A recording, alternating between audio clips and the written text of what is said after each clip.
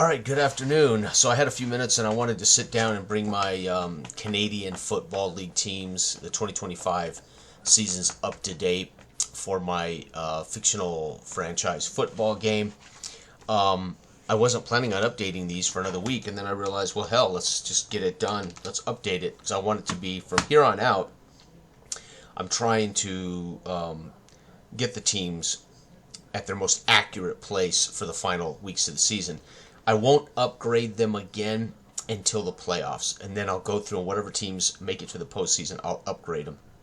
So I wanted to share this for those who might play or be playing along or are curious when I sit down to play Week 16 in the next few days for the Canadian Football League. Then people will know exactly what the numbers look like.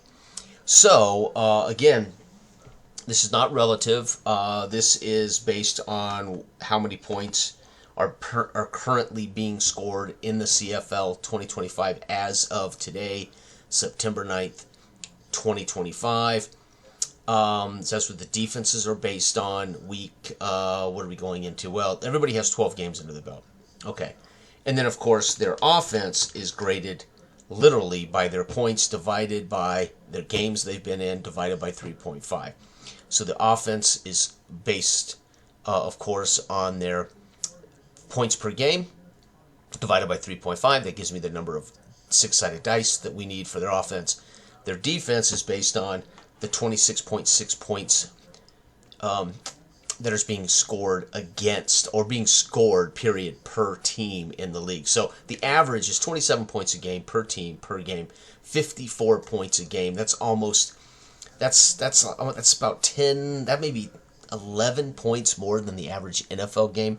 So that's a pretty hefty number. What is that? So if the NFL is at, say, 43 divided by 54, what is that? That is it's about an 80% more, or not quite 80% more. Anyway, it doesn't matter. Point is, it's 27 points per game per team, and then, of course, divide that and subtract the remainder. So the Ticats are now 9 dice on offense, but they don't affect offense at all. Montreal is unfortunately not getting the points that they need to in the league, but they are playing really good defense.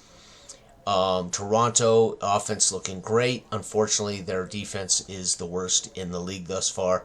Ottawa, scoring okay, still a little off where you'd want to be, but their defense isn't horrendous. Saskatchewan, who currently in my projection league is the best team in the league. I think they're 12-1 in my league or something like that. They are an 8 with a -6 defense, so this is going to be very tough to beat. However, when you flip it over and look at Calgary, wait a minute, there's a team that's even more dangerous, and that's Calgary. In my pre-play, Calgary is not playing this well. However, now that I have real data, Calgary should start winning games in the latter weeks here. I don't know if it's going to help them, but if they get into postseason and their numbers still look like this when I get to the postseason, holy cow, Calgary and Saskatchewan, here is your Grey Cup right here, man. Winnipeg is, again, offense solid, right on top, but Winnipeg can't quite affect the opponent defensively. BC, now we're seeing why BC seems to go 1 step forward, 2 steps back. Their offense is not horrible, but man, they're just not able to curb that opponent's teams against them. And Edmonton comes off not horrible, 7. Ottawa 7, right? But that +2 kills Ottawa. This 0 isn't helping Edmonton. And so Montreal is a real trick, man. They're coming up a 6 -2. That is a trip.